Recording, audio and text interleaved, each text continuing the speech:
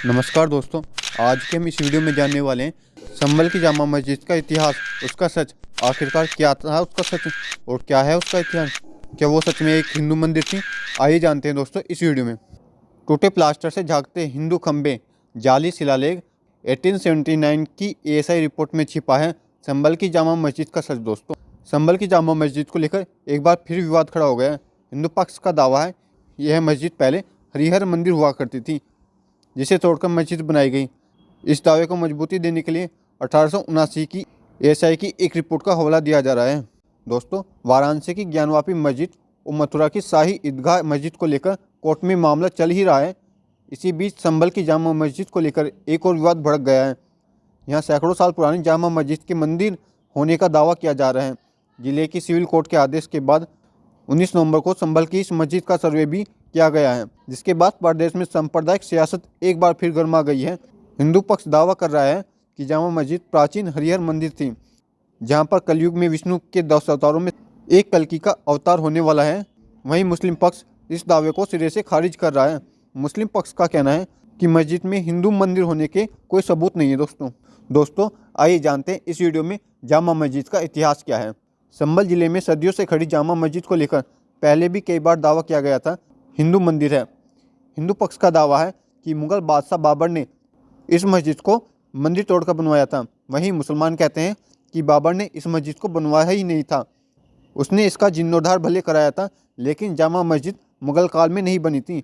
यह यहाँ इससे भी पहले से थी और संभवत मोहम्मद बिन तुगलक के शासन में बनवाई गई थी। मुस्लिम पक्ष के लोगों का दावा है कि लोधिया को हराने के बाद बाबर संभल जरूर आया था, लेकिन उसने यहाँ कोई मस्जिद नहीं बनवाई, उसने जामा मस्जिद का जीर्णोद्धार ही कराया था।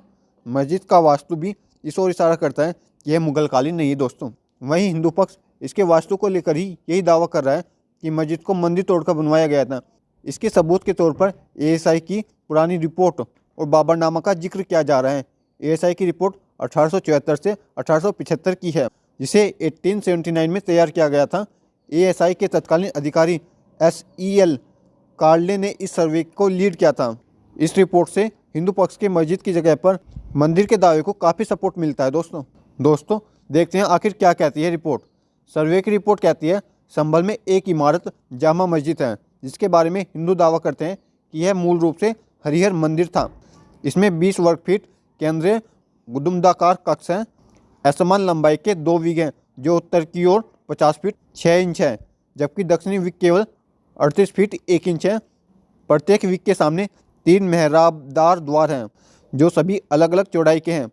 मुस्लिम इस इमारत के निर्माण को सम्राट बाबर के समय की मानते हैं और मस्जिद के अंदर एक शिलालेख की ओर इशारा करते हैं, जिसमें साफ तौर पर बाबर का नाम लिखा है।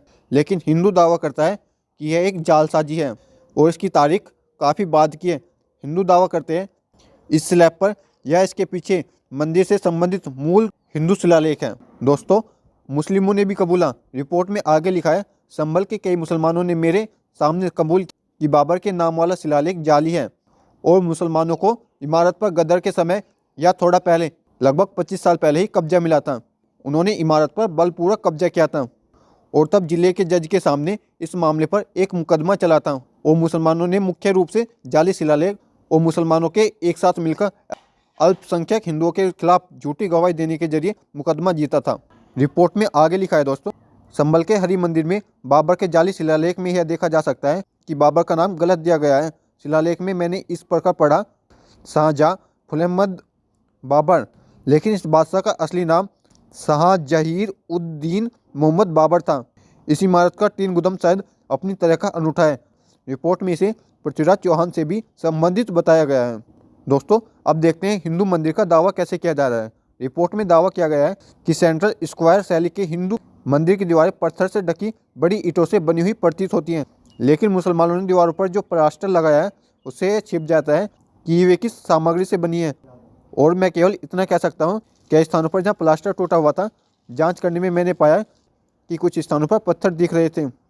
मेरा मानना है कि मुसलमानों ने अधिकांश पत्थरों को हटा दिया, विशेष रूप से उन पत्थरों को जो हिंदू धर्म के निशान के तौर पर दिखते थे। इन पत्थरों का फर्श बनाने में ऐसे प्रयोग किया गया कि इन पर बनी मूर्तियां नीचे की ओर रख दी गई। दोस्तों, सर्वे रिपोर्ट में आगे लिखा है मैंने वह निशान देखे जिनसे पता चलता है कि पत्थर के आवरण के समय दीवारें बहुत मोटी थीं, मंदिर के बाहरी प्रांगण की भारी सीढ़ियों के नीचे मैंने लाल बलुआ पत्थर में मूर्तिकला के कुछ टुकड़े देखे, जिनमें से एक नालीदार स्तंभ का ऊपरी भाग था। इसे मस्जिद में बदलने के लिए इमारत में जोड़े गए मोहम्मदी विग्स छोटी ईंटों से बने हैं, यानी जहाँ भी दीवारों पर प्लास्टर नहीं था वहाँ मैंने पाया कि ईंटें छोटी थी और मिट्टी के गारे में लगी हुई थी। दोस्तों, मंदिर और मस्जिद में अभी तक साफ अंतर देखने को मिलता है। रिपोर्ट के मुताबिक पुराने हिंदू काम और बाद में किए गए मुसलमानी काम के बीच एक साफ अंतर है। पुराने हिंदू मंदिर को मुसलमानी जोड़ से एक ही बार में अलग से पहचाना जा सकता है। भूतपूर्व मंदिर की संरचना के बारे में बताते हुए रिपोर्ट में कहा गया है, चकोर हिंदू मंदिर में मूल रूप से पूर्वी दीवार में केवल एक ही दरवाजा था जो लगभग 8 फीट चौड़ा था, लेकिन मुसलमानों ने 4 और दरवाजे बनाए। इनमें से प्रत्येक 6 फीट चौड़ा है। जाहिर है मस्जिद के मुख्य द्वार के सामने हिंदू आबादी रहती थी, जबकि इसके बाकी के 4 दरवाजों के आसपास मुस्लिम आबादी रहती थी। तो दोस्तों, ये थी संभल की जामा मस्जिद की कहानी। अब आप क्या कहना चाहोगे इस बारे में कमेंट में जरूर बताएं दोस्तों। Thank you for watching this video.